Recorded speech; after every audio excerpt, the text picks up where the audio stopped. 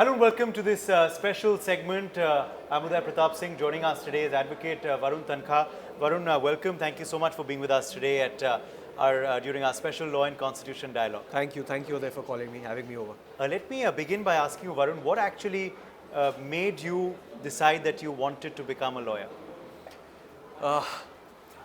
Uday, let me tell you, I'm the fourth generation lawyer in my family, and in a way, I would say it was a given that although I was never forced by my father to enter the profession, but somewhere down the line, I've always known that this is something I want to do and this is something I want to get into, because as a kid growing up, you always see your father who's a lawyer. At that time he was a senior counsel. You have all these judges coming over for dinners, then you have advocates coming over. You see him meeting people, you sit for meetings. So somehow over the years there's something that inculcates within you, where you sort of, from the very beginning, you're grooming yourself to be a lawyer and nothing else. So by the time I reached 12th, I think I was very, very clear in my head that I wanted to get into law, and there was nothing else and that I would like to do. And on the lighter side, I also tell people is that I probably was not good enough to do anything else also, and that's why I decided to do law. Okay. What's an advice that you give to budding young lawyers out there, or people who are contemplating whether they want to enter this profession? See, I think law now is a very sought after profession. Over the years, it's become one of the most sought after professions, I would say. And what's happening now is, what I'm seeing is that a lot of kids who are graduating out of the national law schools, they are not actually wanting to come into litigation. And there's a reason for it. The reason being that initially, in the initial days, as a young lawyer, litigation is not a very well-paying profession. And it takes a while before your practice takes off, before you have a good set of clients and where you get paid from. So I sort of have a feeling that something needs to change for the young kids to now start joining the litigation field rather than going into corporate. And you see a lot of these good lawyers, and you have very good lawyers, very bright young kids, bright young minds, who join corporate law firms and who decide never to come into litigation. And I've met a couple of them, and I keep interacting with them. Some of them even come to my office for internships, and they're very bright. And I would love to see them in court. I would love to see them argue in court. Unfortunately, because the money is not that great initially, I think that's one of the reasons why the young kids are now not wanting to get into litigation. So my advice to them would be to take that plunge, to take that risk. Because what happens is that once you get into litigation and once you're passionate about litigation, there is no ceiling to it. There is no bar, there is no ceiling that can stop you from achieving whatever you want. And as a litigating lawyer, let me tell you, a lot of other avenues are also open to you. You have a segment in your function today which says lawyer politicians, the future of lawyer politicians. I think that's one of the great mixes that you can have as a lawyer and a politician. So my advice to all the young lawyers and the budding lawyers would be to make law your profession. Yes. And passion, and do it passionately. But then they also wonder, can they make a difference while starting out? Or is it only when you become a senior advocate, that you get those memorable cases and, sort of memorable court appearance opportunities? I personally believe that I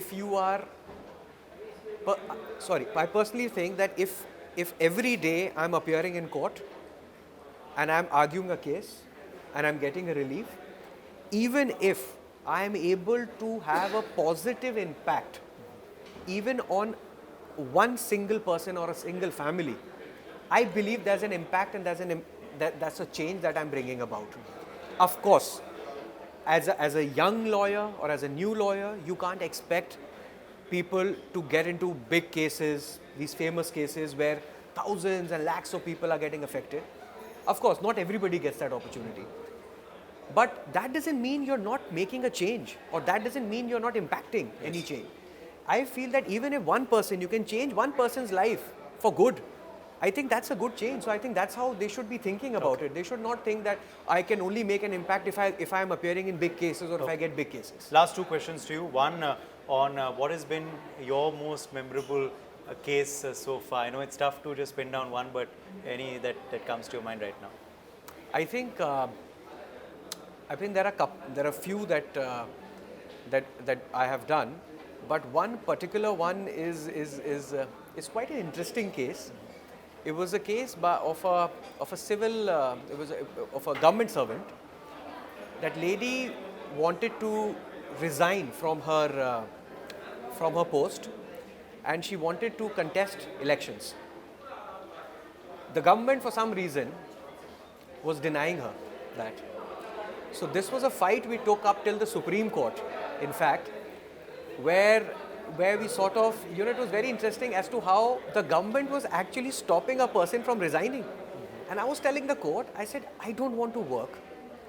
I mean, when I say, as a government servant, I mean, I'm representing her. So I said, I don't want to work. Why is the government forcing me and not letting me resign? The only reason is because that government servant had decided to contest the elections. Okay. And the government did not want her to contest those elections. Yes. And they were trying tooth and nail to ensure that for some reason or the other, her nomination doesn't get filed, and then the date goes by, and then maybe after that they would have accepted her resignation, but they were delaying it for some reason or the other. It took us quite a while. It took us months, but I think eventually we succeeded in getting her resignation approved, and of course she decided not to fight an election after that.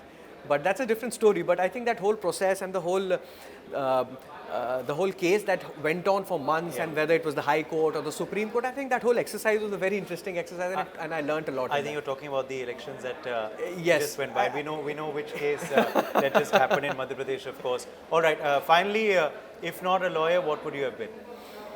I think an actor, or maybe in the entertainment industry. Well, to be a good lawyer, you need to speak well. To be an actor, you need to speak well. As well. So that's a common and I would say that all the courts here, they're like theaters. Yes. And all lawyers are actors. Yes. And you are being watched not by just lawyers, not by just judges, but you are also being watched by litigants, by lawyers, by everybody who's there in court. So I feel you have to be in your best behavior, like how you would be, and I think it's a good stepping stone to being in the entertainment industry as well. Okay. Well, let's certainly hope for no Tariq pe Tariq in courts. But thank you so much for joining us, Varun. Thank you for having me over.